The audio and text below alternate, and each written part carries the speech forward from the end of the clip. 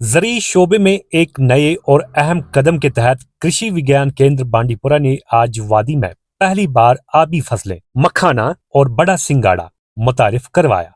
इस मौके पर केवीके के अहाते में अमली मुजाहरा भी किया गया। इस प्रोग्राम में doctor Indu Shekhar Singh, incharge head व principal scientist ICAR eastern region और डॉक्टर तारिक सुल्तान, सरबराह केवीके बांडीपुरा शरीक हुए।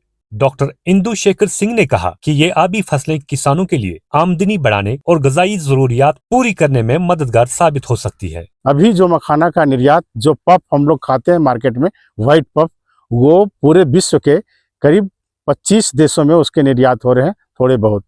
लेकिन फिलहाल सबसे पहले इस कश्मीर में डल लेक में भी पहले मखाना था, लेकिन आज के केस में डल लेक में मखाना करीब करीब लुप्त प्राय है, नहीं के बराबर है।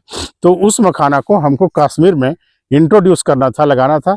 सर ने निमंत्रण भेजा और यहाँ के बीसी साहब भी मेरे पास आए थे। हाँ, प्रोफेसर नजीर साहब नजीर साहब प्रोफेसर नजीर साहब का इंटरेस्ट था कि ये मखाना सेंटर में से ही बीज लाया जाए। मैं वहाँ से बीज, हमारे डॉक्टर तारिक सुल्तान साहब वहाँ से लेके आए थे, पहले बीज यहाँ था। और ये मखाना को बीज को लगाने का सही टाइम है नवंबर दिसंबर, जो दिसंबर में आज हम लोगों ने यहाँ पर डिमॉन्स्ट्रेशन भी किया है कि मखाना के बीज को यहाँ पर हम लोग ने डाल दिया है पौंड में।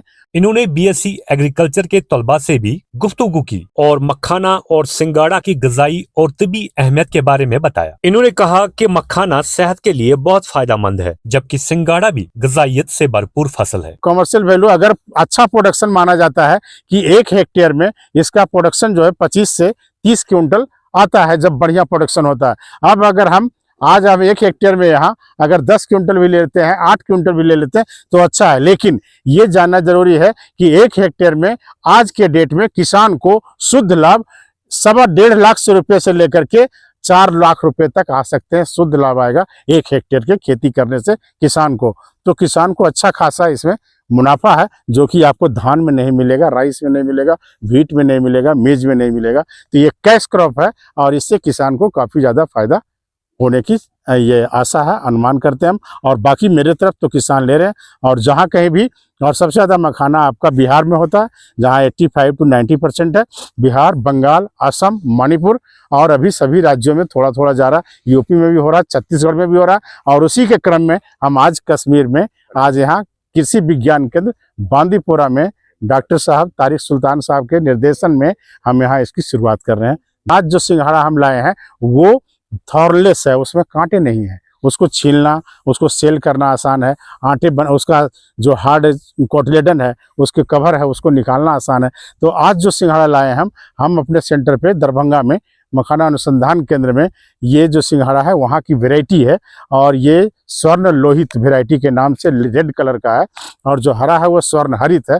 उसको हम आज यहाँ पर शुरुआत किए हैं।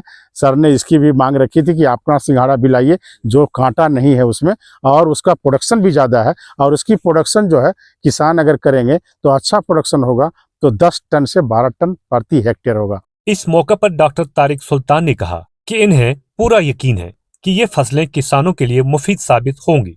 इस वक्त हमने यहाँ पे जो डिमॉन्स्ट्रेशन लगाया, यहाँ कृषि विज्ञान केंद्र बांडीपुरा 1 में मखाना का भी लगाया हमने एक डिमॉन्स्ट्रेशन प्लॉट, और दूसरा प्लॉट हमने लगाया जो वहाँ का वाटर चेस्टनट है। तो क्योंकि उसका साइज़ भी बड़ा है तो वो माशाल्लाह फार्मर्स के लिए अच्छा खासा बेनिफिट दे देगा।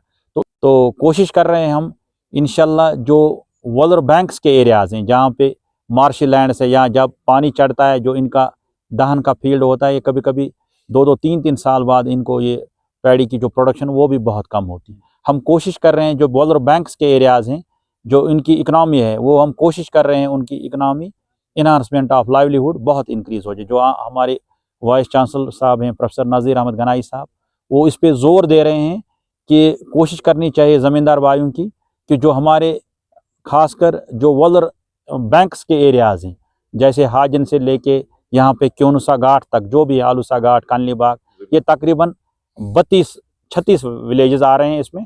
तो कोशिश कर रहे हैं हम, जो ही यहाँ पे इंशाल्लाह हम सक्सेसफुल हो जाएंगे तो उसके बाद यानी यहाँ से भी जो बीज होगा वो हम फार्मर्स को अच्छी तरह से डिस्ट्रीब्यूट, ताकि वो भी अपने डिमॉन्स्ट्रेशन प्लॉट्स में आराम से लगा सकते हैं।